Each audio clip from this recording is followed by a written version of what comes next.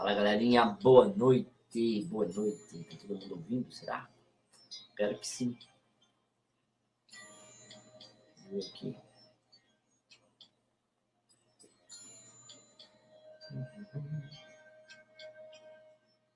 Aqui.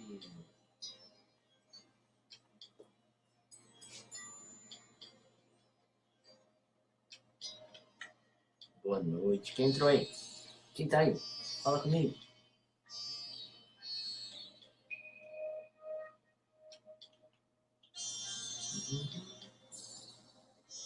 Um minutinho que eu vou compartilhar aqui.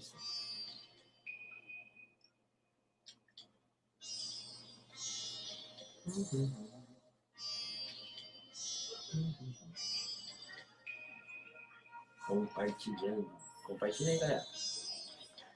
Bora ler. 11 horas em ponto. Bora continuar lendo o livro aqui, ó. Os 7 hábitos das pessoas altamente eficazes. É isso aí, nós estamos no capítulo 1, tá? E nós estamos no subcapítulo que se chama O problema é o modo como vemos o problema. As pessoas altamente... as pessoas altamente eficazes... Deixa eu contar pra vocês por que eu tô lendo rapidinho. A gente tá mandando e-mail pra mim, agora não adianta mandar e-mail. Era só um minutinho, daqui a pouco eu respondo. Tá? Vamos lá. Contar pra vocês por que eu tô lendo. Já contei no primeiro vídeo, mas eu vou contar agora pra quem não sabe, de repente não viu o primeiro vídeo. O legal, o ideal seria se você fosse lá e visse o primeiro vídeo para você pegar o livro inteiro, né, desde o começo, tá? Então eu tô lendo todos os dias 30 minutos, beleza? Todos os dias 30 minutos, das 11 às 11h30. Eu não sei se eu vou permanecer fazendo nesse horário, talvez eu faça um pouquinho mais cedo, 10h30 às 11, talvez, porque aí fica um pouco melhor para mim. Depois de ler o livro eu tenho que fazer outras coisas aqui também, tá bom? Então, por enquanto vamos fazer esse horário. A ideia de ler todos os dias 30 minutos foi porque, primeiro, eu já faço isso todos os dias. Então, todos os dias, quando eu acordo pela manhã, eu já leio um livro. Eu tô lendo outro livro agora, não tô lendo esse. Só que esse outro livro que eu tô lendo, eu acho que se eu ler para pessoas que ainda não leram nenhum tipo de livro de autoajuda, vai ser meio complexo, meio complicado da pessoa já pegar ali... sabe, aquele livro já de cara, entendeu? Então eu acho que é um livro para quem já leu bastante coisa sobre autoajuda, bastante coisa sobre desenvolvimento pessoal, então não é aquele livro que eu vou ler para vocês, tá bom? Então, o livro que eu tô lendo agora é esse aqui, Os 7 Hábitos das Pessoas Altamente Eficazes. E por que eu tô lendo? Porque é o seguinte, eu descobri há um tempo atrás que algumas pessoas, inclusive nos Estados Unidos, na Europa, tem alguns grupos de pessoas que eles fazem isso para ajudar. Eles vão até pessoas cegas e eles leem para os cegos. Então, de repente, por exemplo, alguns livros, lógico, tem muitos livros no mundo todo que são feitos em braille, então os cegos conseguem ler. Mas não são todos os livros que estão em braille e não são todos os cegos que entendem braille. E aí, pessoas como eu que adoram ler, eu fiquei me imaginando, se um dia eu perdesse a visão e não pudesse ler mais, eu acho que eu ia ficar muito triste, porque é uma coisa que eu gosto muito de fazer. Há 5 anos atrás, o início da leitura todos os dias mudou a minha vida. Então eu acho que pode mudar a vida de muita gente. Recentemente estava conversando com a minha mãe, logo após ficar sabendo desse grupo de pessoas que lê para os cegos, eu estava conversando com a minha mãe, que é uma pessoa que sempre gostou muito de leitura, e ela falou para mim que ela não estava lendo mais. Eu falei, mãe, por quê?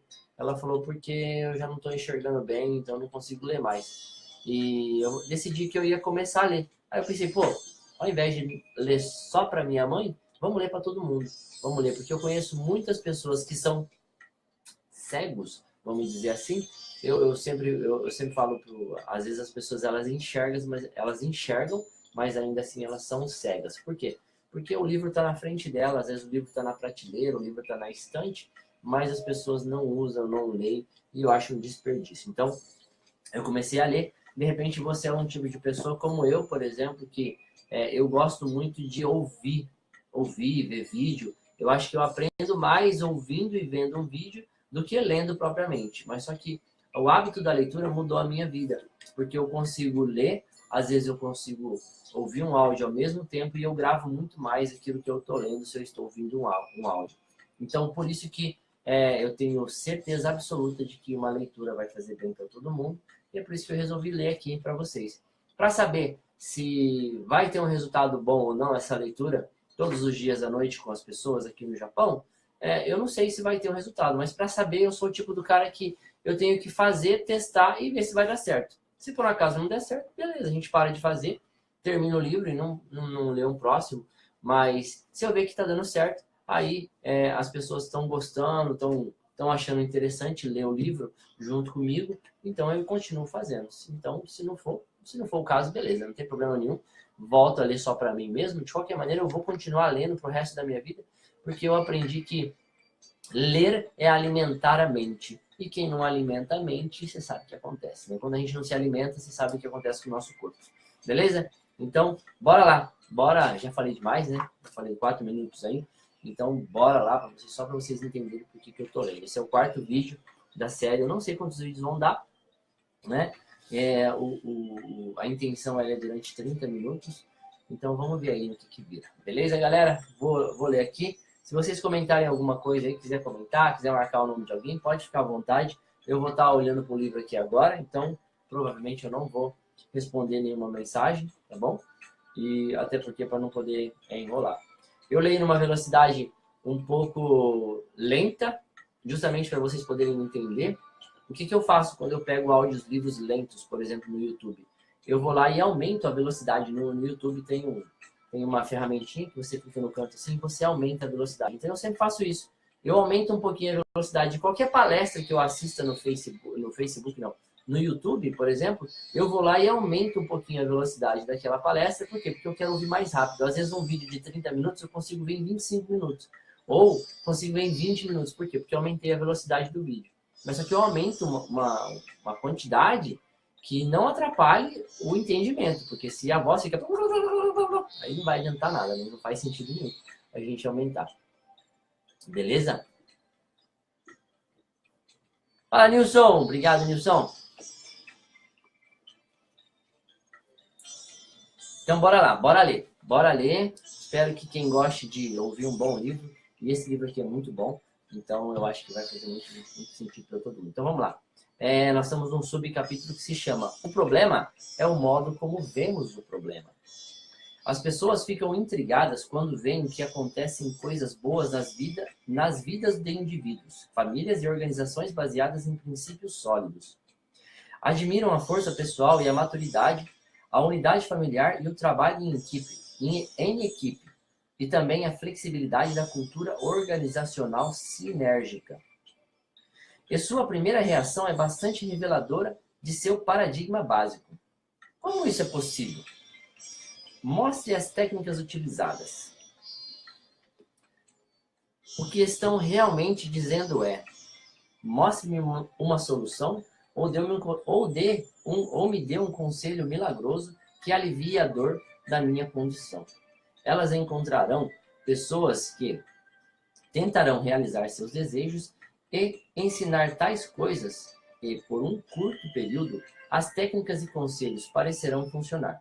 Talvez eliminem alguns problemas superficiais e agudos, por meio de aspirinas e band-aids sociais. Deixa eu baixar um pouquinho o som da música aqui, porque eu gosto de escutar a música enquanto eu leio, porque eu gravo mais do que eu estou lendo. Não sei porquê. Meu cérebro, minha cabeça é sinestésica. Mas vamos lá. Mas a condição problemática crônica básica permanece e mais dia, menos dia, os sintomas agudos voltarão a se manifestar. Quanto mais as pessoas se concentram nas soluções rápidas para resolver os problemas agudos e aliviar a dor, mais essa atitude contribui para piorar o caráter crônico da situação. A maneira como vemos o problema é um problema. Leia novamente algumas das preocupações citadas na abertura deste capítulo e o impacto das ideias da ética da personalidade. Tenho feito vários cursos sobre treinamento de gerência e eficácia. Fiz vários cursos para aumentar a eficácia de meus métodos de treinamento de pessoal. Eu espero muito de meus funcionários e faço o possível para ser cordial e justo com todos, mas não percebo nenhuma lealdade por parte deles. Se eu ficasse em casa um dia, doente, acho que passariam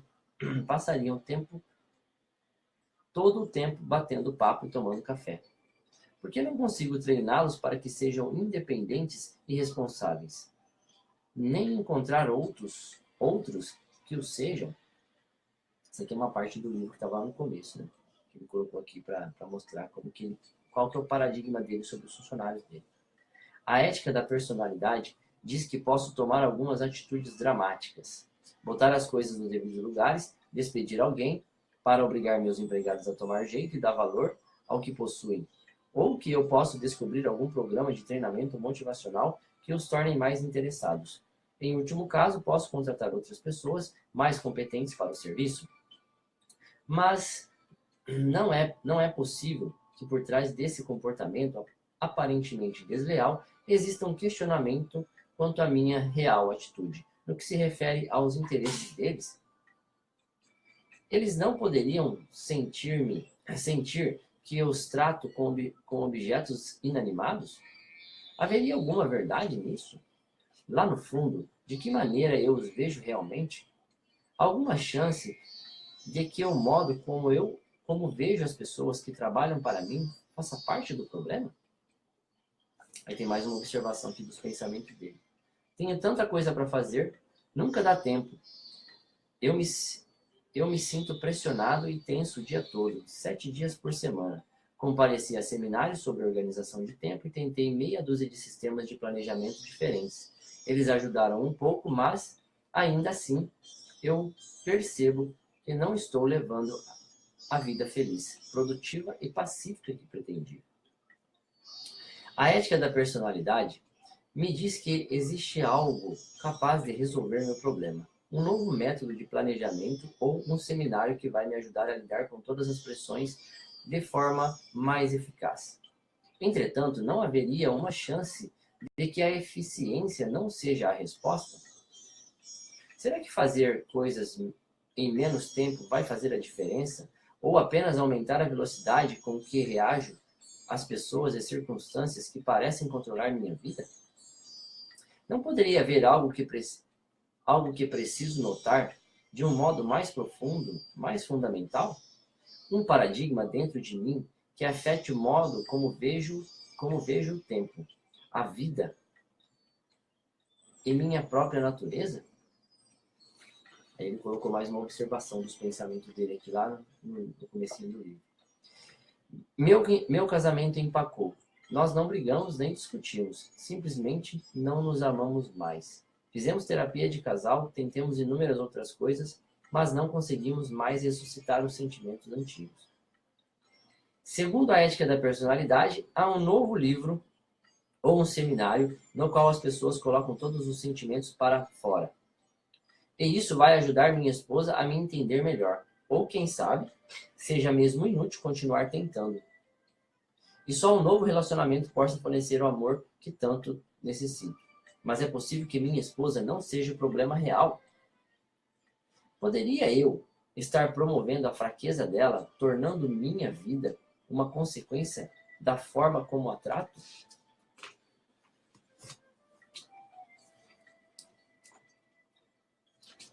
Será que tem algum paradigma básico referente à minha esposa, ao casamento, ao amor como deve ser, que esteja alimentando tanto o problema? Dá para perceber com os paradigmas da ética da personalidade? Dá para perceber como os paradigmas da ética da personalidade afetam profundamente a maneira como encaramos os problemas, bem como as tentativas de solução que adotamos? Quer as pessoas vejam isso ou não, muita gente vem se desiludindo com as promessas vazias da ética da personalidade.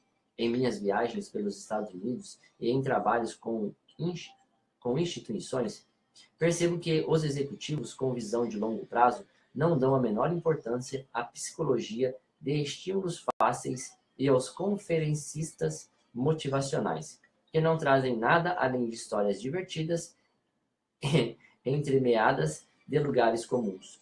Eles querem substâncias, querem processos, desejam muito mais do que aspirinas e band-aids. Eles precisam solucionar os problemas intrínsecos, crônicos, e se concentrar nos princípios que fornecem resultados a longo prazo. um novo nível de pensamento.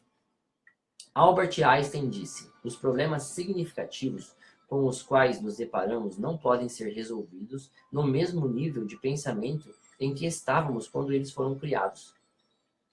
Quando olhamos à nossa volta e para o nosso íntimo, identificamos os problemas criados pela convivência e pela interação com a ética da personalidade. Então começamos a perceber que temos problemas sérios, fundamentais e impossíveis de serem resolvidos no nível superficial em que foram criados. Precisamos de um novo estágio do pensamento, um nível mais profundo, um paradigma baseado nos princípios que descrevem exatamente o território efetivo da existência e das interações humanas. Assim, poderemos resolver as preocupações mais sérias. Os 7 hábitos das pessoas altamente eficazes tratam precisamente deste novo nível de pensamento. É uma abordagem centrada em princípios e baseada no caráter, que vem de dentro para fora, e se volta para a eficácia pessoal e interpessoal. De dentro para fora significa começar consigo mesmo, ou, melhor ainda, começar pelo mais íntimo, seus paradigmas, seu caráter e seus motivos. Dessa forma, se você pretender ter um casamento feliz, seja uma pessoa capaz de gerar energia positiva, afastando as más vibrações em vez de atraí-las. Se você pretende ter um filho adolescente que coopere mais, seja um pai mais compreensivo, solidário, coerente e amoroso. Se pretende ter mais liberdade, mais latitude em seu trabalho, seja um empregado mais responsável, generoso e envolvido com a sua atividade. Se pretende conquistar a confiança das pessoas, seja confiável. Se busca a grandeza secundária do reconhecimento do seu talento, concentre-se inicialmente na grandeza primária do caráter. A abordagem de dentro para fora mostra que as vitórias particulares procedem às vitórias públicas. Que cumprir as promessas feitas a nós mesmos vem antes do cumprimento de promessas feitas a terceiros. Mostra que é inútil colocar a personalidade acima do caráter e tentar melhorar as situações com os outros sem dar atenção ao próprio crescimento. A abordagem de dentro para fora privilegia um processo contínuo de renovação baseada nas leis naturais que governam o crescimento e o progresso humanos. Manifesta-se como uma espiral ascendente de amadurecimento que leva às formas progressivamente mais elevadas de independência responsável e interdependência efetiva. Eu já tive a oportunidade de trabalhar com muitos tipos de pessoas. Gente maravilhosa, talentosa, ansiosa para atingir o processo e conquistar a felicidade. Gente que deseja mudar a gente e gente que causa danos aos outros. Trabalhei com executivos de empresas, estudantes universitários, grupos ligados a igrejas e organizações, cívicas, famílias e casais. E em todas as minhas experiências, não vi, nem uma única vez, soluções duradouras ou felicidade e sucessos sólidos que viessem de fora para dentro. Como resultado do paradigma de fora para dentro, só vi pessoas infelizes, que se sentiam perseguidas e imobilizadas, concentrando-se nas fraquezas dos outros e nas circunstâncias que, na opinião delas, eram responsáveis por sua estagnação. Já observei casamentos infelizes, em que um cônjuge quer que outro mude o jeito de ser, em que só um fala dos defeitos do outro, em que cada um quer moldar o outro conforme o modelo pré-estabelecido. Acompanhei disputas sobre política de pessoal, em que gastava bastante tempo e energia na tentativa de se criarem regras para forçar as pessoas a agir como se a mais pura verdade estivesse contida nas regras. Alguns membros de minha família moraram em 3 dos locais mais quentes do planeta: África do Sul, Israel e Irlanda. Acredito que a fonte dos problemas permanentes desses três países tem sido o paradigma social dominante das coisas feitas de fora para dentro. Cada um dos grupos envolvidos está plenamente convencido de que o problema está nos outros. E se eles, ou seja, os outros, pudessem repentinamente entrar na linha ou desaparecer da face da Terra, a questão estaria solucionada. Buscar soluções de dentro para fora constitui uma mudança dramática de paradigma para a maioria das pessoas, em grande parte por causa do imenso impacto do condicionamento e do paradigma social em vigor explicitado pela ética da personalidade.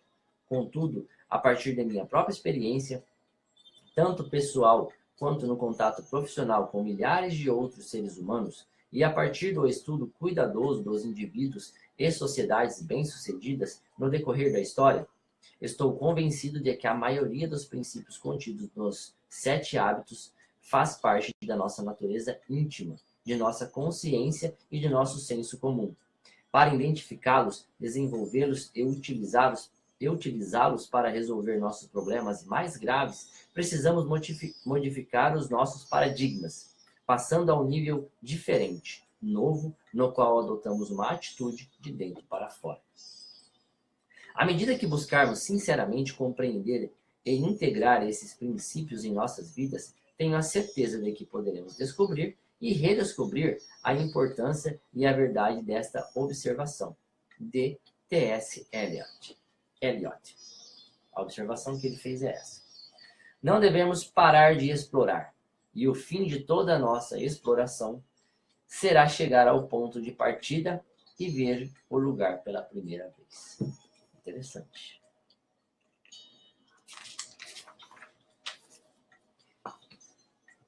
Os 7 hábitos, uma visão geral. Somos o que repetidamente fazemos. A excelência, portanto, não é um feito, mas um hábito. Aristóteles. Nosso caráter, basicamente, é um composto pelos hábitos que desenvolvemos. Plante um pensamento, colha uma ação. Plante uma ação, colha um hábito. Plante um hábito, colha um caráter. Plante um caráter, colha um destino, diz o ditado. Os hábitos constituem fatores poderosos em nossas vidas, uma vez que representam padrões coerentes e muitas vezes inconscientes. Eles servem para exprimir nosso caráter no dia a dia, sendo responsáveis por nossa eficácia ou ineficácia. Horace Mann, um grande educador, um dia disse: os hábitos são como cordas. Um fio por dia, em pouco tempo, não podem mais ser rompidos. Eu, pessoalmente, não acredito na última parte do seu pensamento. Sei que os hábitos podem ser rompidos. Os hábitos podem ser aprendidos e desaprendidos. Sei, por outro lado, que isso não é nada fácil. Implica um processo que exige dedicação total. As pessoas que viram a viagem da Apollo 11 à Lua ficaram deslumbradas quando o primeiro homem pisou na superfície da Lua e retornou à Terra. Adjetivos bombásticos como fantástico e incrível foram inadequados para descrever aqueles dias movimentados. Os astronautas, para chegarem lá, precisaram romper literalmente a tremenda força da gravidade da Terra. Gastou-se mais energia nos primeiros minutos de subida durante a decolagem e os quilômetros iniciais da jornada do que nos dias que se seguiram, quando foram percorridos mais de 750 mil quilômetros. Os hábitos, da mesma forma, possuem uma força de gravidade terrível, maior do que a maioria das pessoas percebe ou admite. Romper com tendências profundamente arraigadas como as de procrastinar, criticar, ser impaciente, egoísta, tendências que violam princípios básicos da eficácia humana. Exige muito mais do que um pouquinho de força de vontade e mudanças diminutas em nossas vidas. A decolagem demanda um esforço tremendo, mas assim que superamos a força da gravidade, toda a liberdade assume um novo sentido. Como qualquer força natural, a gravidade pode trabalhar para nós ou contra nós. A força da gravidade de certos hábitos pode nos impedir de ir onde desejamos, mas é também a força da gravidade que mantém nosso mundo no lugar, os planetas em suas órbitas e o universo em ordem. Trata-se de uma força poderosa e, se usarmos eficazmente esta força da gravidade do hábito, servirá para criar a ordem e a coerência necessárias para introduzir a eficácia em nossas vidas. Definição dos hábitos. Para nossos objetivos, definiremos um hábito como a interseção entre o conhecimento, a habilidade e o desejo. O conhecimento é o paradigma teórico, o que fazer e por quê. A habilidade é como fazer. E o desejo é a motivação, o querer fazer. Para tornar algo um hábito em nossas vidas, precisamos reunir esses três elementos. Eu posso ser ineficaz nas minhas interações com meus colegas de trabalho, com minha esposa e com meus filhos, porque constantemente digo a eles o que pensam, mas sem nunca parar para realmente ouvir o que eles têm a dizer. A não ser que eu busque os princípios corretos para a interação humana, corro o risco de nem sequer saber que preciso ouvi-los. Mesmo sabendo que preciso ouvir realmente o que as pessoas dizem para interagir com elas, posso não ter a capacidade para tanto. Pode ser que eu não saiba como ouvir sinceramente o que outra pessoa está dizendo.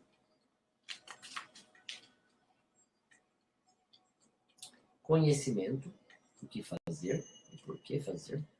Desejo, querer. Habilidade, como fazer. No meio nós temos os hábitos. Bom, ele fez um desenho aqui, deixa eu mostrar para vocês. Ó. Fez um desenho aqui. Conhecimento, desejo, habilidade. No meio tem os hábitos, tá? Ele vai explicar o desenho aqui agora. Hábitos eficazes. Princípios interiorizados e padrões de comportamento. Para saber que preciso ouvir e saber como ouvir, não é o bastante. A não ser que eu queira ouvir, que eu tenha o desejo necessário, isso não se tornará um hábito em minha vida. Formar um hábito exige esforço nessas três dimensões: o conhecimento, o desejo e a habilidade. A mudança, ser e ver, é um processo ascendente. O ser altera o ver, que por sua vez muda o ser, e assim por diante. Quando nos movemos em uma espiral ascendente de amadurecimento, por meio do trabalho... Opa, dá uma parada aí.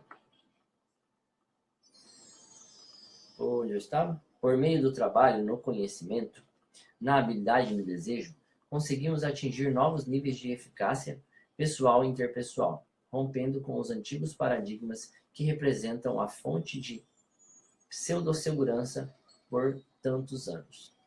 Trata-se, por vezes, de um processo doloroso.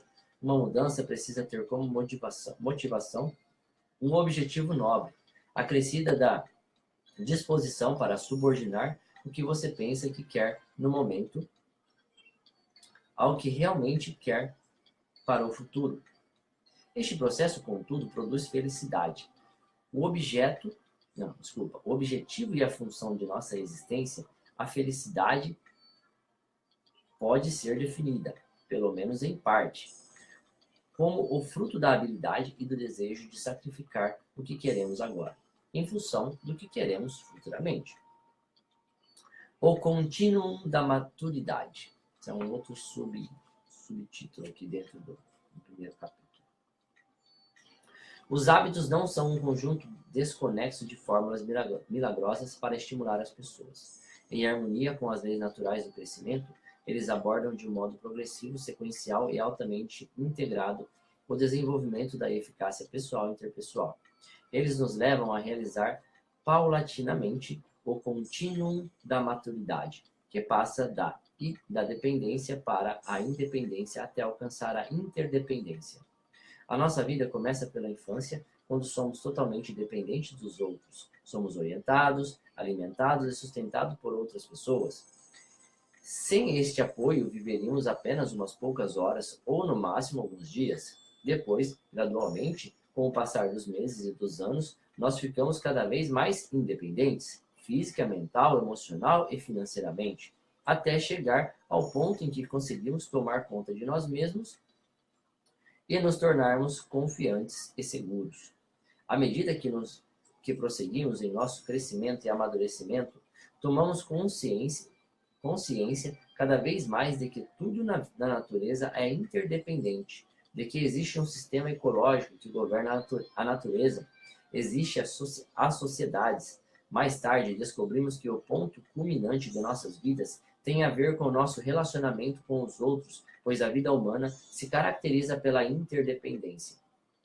O crescimento, desde a infância até a idade adulta, se faz em conformidade com as leis naturais. Claro, existem diversas direções no crescimento. Atingir a maturidade física total, por exemplo, não assegura automaticamente a maturidade emocional ou intelectual. Por outro lado, a dependência física de uma pessoa não significa que ela seja intelectual ou emocionalmente imatura. No contínuo de maturidade, a dependência é o paradigma do você. Você tem que tomar conta de mim. Você fez a coisa certa. Você não fez a coisa certa. Eu culpo você pelos resultados. A independência é o paradigma do eu. Eu sei fazer. Eu sou responsável. Eu tenho certeza. Eu sei escolher. A interdependência é o paradigma do nós. Nós podemos fazer isso. Nós podemos cooperar. Nós vamos unir nossos talentos e habilidades para juntos criarmos algo maior. As pessoas dependentes precisam das outras para conseguir o que desejam. As pessoas independentes conseguem obter o que desejam por meio do próprio esforço. As pessoas interdependentes combinam seus próprios esforços com os esforços dos outros para conseguir um resultado muito melhor. Se eu fosse fisicamente dependente, paralítico, deficiente ou incapaz fisicamente, precisaria de ajuda das pessoas. Se eu fosse emocionalmente dependente, meu senso de valor e minha segurança dependeriam da opinião dos outros a meu respeito. Seria devastador se alguém não gostasse de mim. Se eu fosse intelectualmente dependente, precisaria de terceiros que iriam pensar em meu lugar e resolver as questões e os problemas da minha vida. Se eu fosse independente, poderia me virar sozinho fisicamente no plano intelectual. Seguiria minhas próprias ideias e teria a capacidade de passar de um nível de abstração a outro. Poderia pensar de modo crítico e analítico, organizando e expressando meus pensamentos de forma inteligível. Emocionalmente, saberia reconhecer o meu valor sozinho. Conduziria minha vida tendo minha personalidade como base. Não dependeria do fato de os outros gostarem de mim ou me tratarem bem para reconhecer meu próprio valor. Não é difícil perceber que a independência revela mais maturidade do que a dependência. A independência é em si e por si uma grande conquista, mas a independência não é suprema. Não obstante, o paradigma social privilegia a independência. Ela representa o objetivo supremo de muitos indivíduos e movimentos sociais. A maioria das literaturas sobre motivação coloca a independência em um pedestal, como se a comunicação, o trabalho em equipe e a cooperação fossem valores secundários. Mas grande parte da ênfase atual na independência reflete uma reação de dependência ao fato de outras pessoas controlarem, definirem, usarem e manipularem nossas vidas. O conceito de interdependência, tão mal compreendido, lembra para muita gente a dependência. Sendo assim, encontramos muitas pessoas, às vezes, por razões egoístas, destruindo o casamento, abandonando os filhos e deixando de lado todas as responsabilidades sociais, sempre em nome da independência. O tipo de reação que leva as pessoas a arrancar as algemas, promover a liberação, buscar a Buscar a afirmação e se impor com frequência revela uma dependência mais profunda da qual elas não podem fugir, pois vem de dentro, não de fora. Uma dependência que permite a fraqueza alheia arruinar sua vida emocional, ou que coloca a pessoa na posição de vítima dos outros e dos acontecimentos que escapam completamente do seu controle. Claro, por vezes é preciso mudar as circunstâncias, mas o problema da dependência é, é uma questão ligada à maturidade emocional, tendo pouco ou nada a ver com as circunstâncias. Mesmo que as condições sejam mais favoráveis, a imaturidade e a dependência frequentemente persistem. A verdadeira independência do caráter nos dá o poder para agir, abandonando a posição passiva, e nos liberta da dependência das circunstâncias e das outras pessoas, sendo um objetivo valioso, libertador, mas nem por isso é o objetivo supremo de uma vida eficaz. Uma postura independente por si só não se adapta à realidade interdependente. Pessoas independentes podem ser eficazes em nível individual, mas não constituem líderes adequados ou bons elementos em uma equipe. Eles não adquiriram ainda o paradigma da interdependência, necessário para se conseguir o êxito na vida familiar, no casamento e no mundo profissional. A vida, por natureza totalmente interdependente, tentar atingir o máximo de eficácia por intermédio da independência equivale a tentar jogar tênis com um taco de golfe. A ferramenta não é adequada à realidade.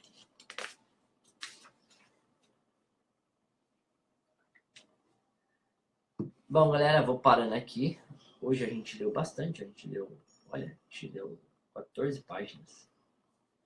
A gente conseguiu ler 14 páginas, quase 14, 13 páginas. Tá bom, 13 páginas aí, ó, por dia a gente lê muito. Por quê, galera? Por que 30 minutinhos só? Por que você não lê o livro inteiro? Por 2 motivos. Primeiro, porque eu não consigo ler um livro de 450 páginas de uma vez só. Eu sou um cara que eu tenho um problema que muita gente tem. Eu consigo me conectar a várias coisas ao mesmo tempo. Eu sou meio que multitarefas. Consigo escutar música, consigo ler, consigo ver televisão, consigo ouvir rádio, tudo ao mesmo tempo. Só que tem um problema. Eu só consigo manter o foco durante 30 ou 40 minutos pela mesma coisa. Então, por exemplo, eu aprendi que palestras que têm mais de 40 minutos perdem a minha atenção. Livros que eu tento ler por mais de meia hora perdem a minha atenção. Então, a maioria das pessoas são assim. A maioria das pessoas são como eu, que perdem a atenção depois de 30 ou 40 minutos. Então, se eu vou ler, para mim é assim. Se eu vou ler alguma coisa, eu preciso entender o que eu vou ler. Tanto é que aqui vocês não conseguem ver, mas aqui tem um quadro na parede que geralmente tudo que eu leio eu vou anotando as coisas importantes no quadro. Porque são coisas que eu quero, sabe, fixar na minha mente aquilo. Porque eu acredito que você ler e não aprender não adianta nada. Ler por ler não vai fazer sentido nenhum. Então, é por isso que 30 minutos eu acredito que é o suficiente. Eu aprendi a ler 20 minutos por dia. Apenas 20 minutos por dia para poder ter um resultado bom na sua vida. É lógico, você vai ler coisas que são bons para você, dentro da sua área profissional ou de autoajuda, para melhorar o seu pessoal, o seu interpessoal, para melhorar as coisas da sua vida. Então, se você faz isso, você acaba melhorando. Por quê? Porque você está lendo, prestando atenção. Agora, eu, por exemplo, se eu tentar ler 2 horas ao dia, todos os dias, eu tenho certeza que 1h30 eu vou apenas passar como um zumbi pelo livro e eu não vou conseguir pegar toda aquela informação. Isso por quê? Porque eu já testei, eu já fiz e para mim não dá certo. Então, eu aprendi a ler de 20 a 30 minutos por dia, que me dava mais resultado. E tem me dado muito resultado. Então, para pensar. Se você começa a ler e ler 30 minutos por dia, eu hoje, quando eu leio para mim, só para mim, eu leio mais rápido. Então, quando eu leio mais rápido, eu leio mais ou menos de 20 a 30 páginas em meia hora. Isso faz com que eu leia, por exemplo, um livro de 300 páginas em 10 dias. Olha a diferença. Então, se você ler um livro de 300 páginas em 10 dias, o livro que eu estou lendo agora tem 700 páginas, para vocês terem ideia. Por isso que eu não comecei por ele também. Outro motivo. Então, esse livro que eu estou lendo agora, que eu leio todas as manhãs, ele tem quase 700 páginas, são 690 páginas. Você imagina, se você encarar 700 de uma vez só, você não vai aprender, eu tenho certeza absoluta. Agora, se você pega todos os dias de 20 em 20, de 30 em 30, pode começar com 10 em 10. Quando eu comecei a lendo 10 em 10 páginas por dia. Só isso. Eu não conseguia ler mais rápido do que isso, porque eu lia devagar. Até eu fazer um curso, que era um curso de leitura rápida, que eu fiz com o Tim Ferriss. É um cara muito bacana, que eu aprendi num livro dele. É um livro que chama Trabalhe 4 horas por semana. É um livro muito bacana. E lá ele ensina você a fazer leitura rápida. E eu aprendi a ler de uma forma mais rápida. Só que assim, eu leio para mim de forma rápida. Se eu tentar ler para os outros de forma rápida, eu tenho certeza que eu vou comer vírgula, eu vou comer ponto. E aí a pessoa que está ouvindo vai acabar não entendendo o que eu estou falando. E aí, se vocês não vão entender o que eu estou falando, é melhor não ficar me escutando, né? Pois é. Galera, eu quero pedir um favor para vocês agora, um favor de irmão mesmo. Gostou do vídeo? Comenta alguma coisa aí. Coloca aí, gostei, não gostei, tá? Se acha legal a iniciativa, como o Nilson Matos colocou aí, parabéns pela iniciativa. Obrigado, Nilson. Muito obrigado mesmo. Coloca aí um comentário, manda o vídeo para alguém, compartilha com alguém, beleza? E vamos ajudar a mudar esse mundo. Eu aprendi que se as pessoas boas, se as pessoas positivas, elas compartilhassem e fizessem coisas como os negativos fazem, eu tenho certeza que esse mundão aí mudaria, esse mundão seria muito mais positivo. Então, galera, o bem nunca para, não vamos deixar ele parar e vamos para cima. Falou, galera, eu vou ficando por aqui e até a próxima leitura. Alô, aloha.